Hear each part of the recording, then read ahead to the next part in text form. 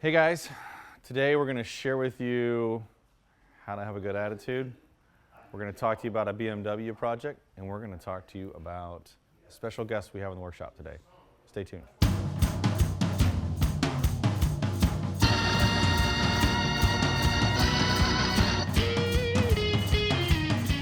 Okay, so how to keep a good attitude. I don't know. I painted this on the wall. Sometimes it's easy to forget the fact that we're really lucky in what we get to do. The people that work here and me, myself, it's easy to kind of lose your attitude and forget perspective. You lose perspective on what you do. We get paid essentially to do things that a whole lot of people, and probably you guys, would love to get paid to do. And occasionally we forget. And in a fit of conversation yesterday, I came through and painted this on the wall, or maybe it was the day before yesterday. Anyway. It'll probably go away soon, but regardless, if you see it in the backdrop of things, don't get upset. Let's go talk to the guys about this cool project we're working on for BMW. We've got a special guest in the house, and I know that there's that project, that guy right there. Let's go back here. Our good buddy, fantastic welder, Ty. Go down. Film him, there you go. Ty is welding titanium.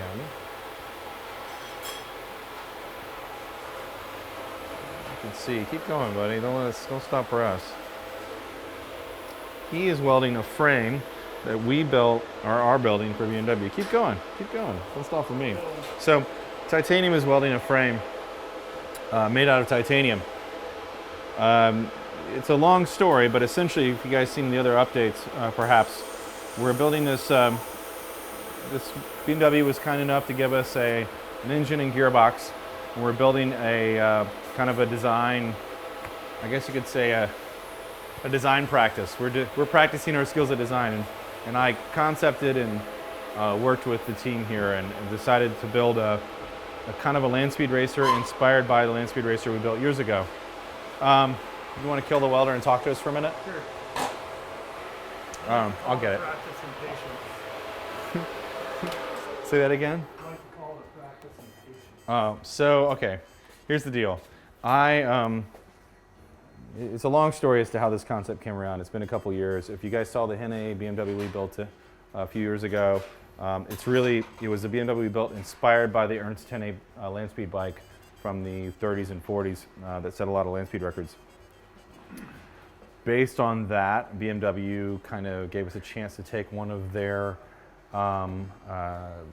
prototype engines and prototype gearboxes and design an entire custom motorcycle around it that would be ours. So,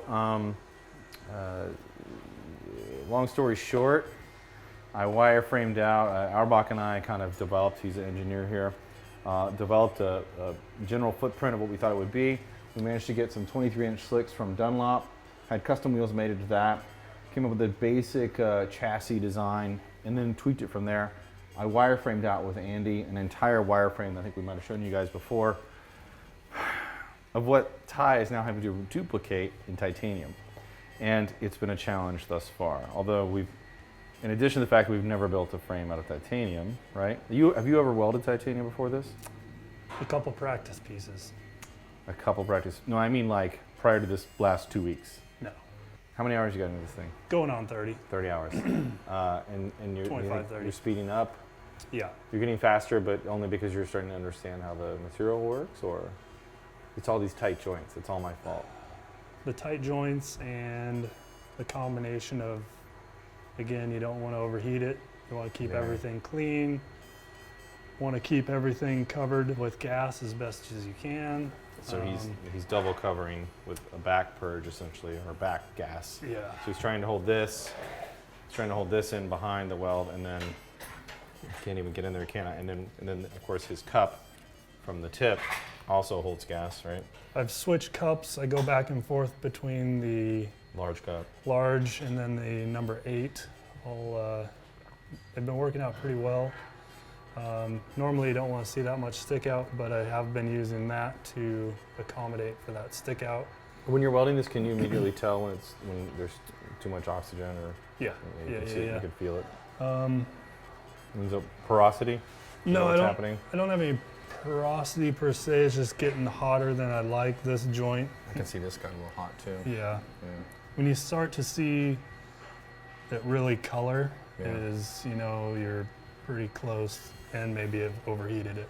So the thing about this is the backbone of the frame, and you guys will see it later. This is the main spar backbone of the frame, and everything else builds from there. The engine is really going to be a structural member in the design, but it's really important that this piece specifically be really right, and it looks good. Yeah. Unfortunately, it was the hardest part, and it was the first part you had to do, right? Yeah. This was a custom CNC piece. This is the bottom, so the way this frame is oriented is upside down. This bolts to the bottom of the gearbox, and then this goes forward towards the motor. There'll be 2 spars that go forward. This is CNC aluminum. What? Go. Rear wheel. Rear wheel is somewhere essentially in back this there. area. That's the best part, is that you get to put on the bench and weld it upside down. Flip it all around. So you only have what, 4 more days of welding?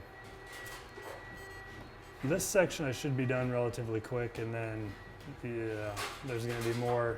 No, I meant like, yeah, structure. as we start to cut the pieces, and Yeah. each one of these pieces they aren't just stuck in here flat. They've been coped really, really tightly. I don't think any of them are exposed. We can't see any longer. But to have to cope, and some of these, because of the way they're coming through, have been coped in 3 or 4 different angles on each piece, because you don't want to end up having to try to fill a gap at all this titanium. And then this jumbled nut ball. It's a big nut ball of weld. It looks a lot better. I bet it doesn't look good on camera, but it looks good in person. It looks really nice, dude. Thanks. I'm excited about how this is going to turn out. The whole point of this titanium frame was so that we could use thin tubing so that you visually would look right through the frame to really highlight the engine and gearbox, which was my main motivation. Unfortunately, these poor guys are having to cash the checks that I wrote of initiative. Titanium is something that I've always wanted to work with, and why not build a frame? You're okay with my aspirations on Yeah. this? Looking forward to it being done and moving on to the exhaust, because heard a rumor that that's going to be titanium Yeah, as I well. went ahead and, well, I think so. I went ahead and ordered titanium. Hopefully we stick with that. We've never built a titanium exhaust before, so we're learning too. We'll share with you guys as we start to get into that. It'll be cool. Yeah, totally. All right, I'm gonna leave you alone. Thanks for talking to me. Yeah. T-Y. So I know that they're my gloves. T-Y. Is it thank you? It's Ty. All right, thanks, dude. Let's talk to this stranger in the background. Stranger danger. Stranger danger. We imported an immigrant. What's your name? Oh my God, I didn't even notice. That looked painful. No, that's just what you're used For a to. man of my metal. Yeah. He was ready to go. So, Yeah. our good buddy Craig came down from Chicago to get away from the cold weather for a few days. Pretty much the only reason I came down. That's it, because you hate us. Good Hey. news is I reserved him a hotel room for next week. Is that a hint? You want me to come back next week? Maybe we should have kept the hotel room, yeah. And then, what are you doing? Talk to us. Well, What are you here to I've help done with? some of the grunt work here. I've roughed out very roughly. We've got, let me remove my clamp. These will be welded together by Andy, because he's a much better welder than me. And, gee! Sorry, did I get you? No, You were it's just fine. being No, goofy? I have Tourette's. Yeah. Yeah, like I said, I've roughed it out. I've done the grunt work so we can weld these together. And I think we were talking about putting a ridge here and a Maybe a Rondell. BMW Rondell. So I didn't like the covers that came with the engine were plastic. I didn't like the look. They were quite a bit shorter, and I really wanted to accentuate this airhead motor to make it look more like the early Classic, airhead yeah. R-head R50 motors. So it just required building a whole new shape. And although Andy can do this, we're under a pretty tight timeline, and Craig works fast. We've gotten this done really quickly in just a few days. Gotten quite a ways. Andy and I built this wireframe together, and Craig has taken the lead and headed on from there. we can let's take a look at the wireframe, shall we? Yeah, you can see the shape. Hopefully it ends up looking just like this. I like that there's a Sharpie in here just in case. I wondered where that went. So since this video will probably be released long after the motorcycle's been shown, You can tell this is a telelever front end. So this BMW was the one that kind of pioneered the telelever front end. There is a big main bracket that goes right here. I don't know where Runs through here. I think that's right there on the bench. Yeah, it's right there. Anyway, I'll grab it. I'll grab it. So there's this big, large bracket. It's been machined and cut that bolts to the top of the engine that will come through the cover and the main spar of the A-arm, the lower A-arm. Here and here will support everything. It looks kind of like this, but it's way cooler. It's actually already been made. It's over in the other room, but I'm going to wait and show you guys that later. It sits in here. You look taller on the internet. I am taller. You're what are you, like 7'4"? I'm 6'12". 6'12". I didn't even know that. Yeah. So I think that's 7 foot. That's metric. Pretty sure. Oh, I see. So we machined this top bracket. Auerbach designed and machined this top triple clamp. If you guys aren't familiar with how a telelever suspension works, just Google that. That would be a long conversation. But the way this works is very, very different. These are the top ends of what will be the handlebar and brackets that Andy's working on, I think, to shape right now. And this will have a very similar look to the Henne bike we did years ago, just everything else is totally freaking different, right? Yeah. There isn't much else. These are the 23-inch slicks I was talking about that Dunlop was cool enough to provide for us that no one's... I think I was talking to Chris earlier. We're going to make some discs. We're going to do wheel cover. Are you going to do that? Yeah, they're pretty, because I've done Pretty those before. straightforward. They're really quick. Simple. That'd be easy. great. Yep. So he's got to leave us on Sunday morning, but he's trying to get as much done as he can over the next 2 days. And I know that we're doing some valve covers for this by Auerbach. I don't even think, this may be a fuzz eye. You don't even know how to see all this because this is proprietary stuff that I don't really want to show off. Are you good? You having fun? You got aluminum all over you. I can tell you're having a good time. Really? You're all black. Actually, I just washed my face. This is my natural skin color. This is your color, gray.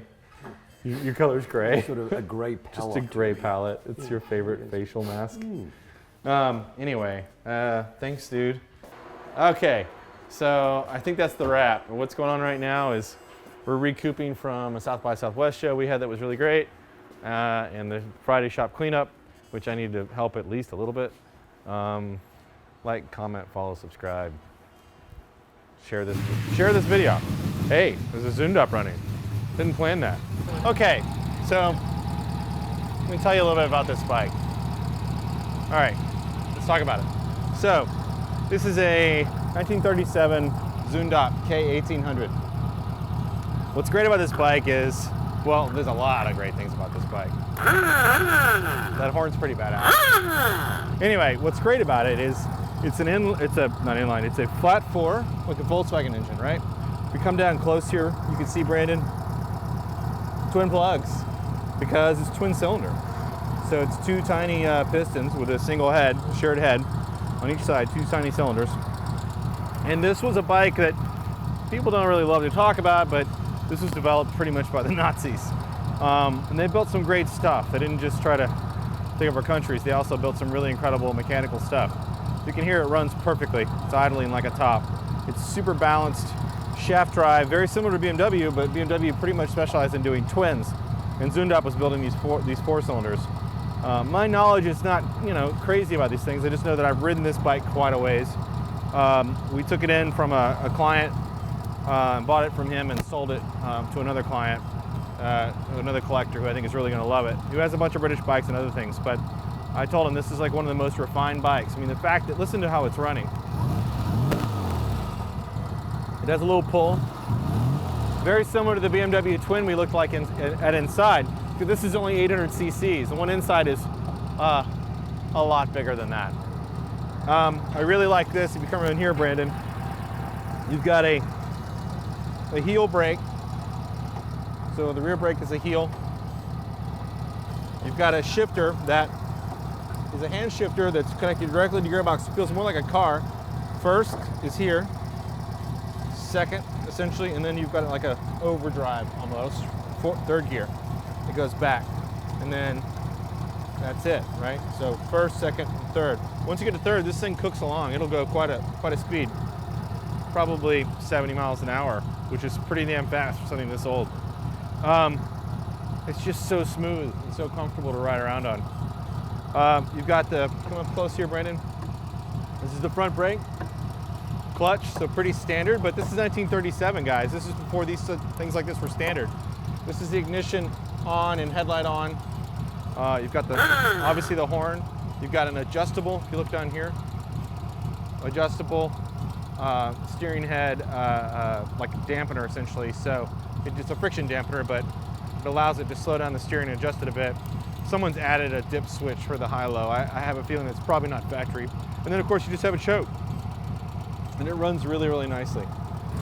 Dude, it's so good.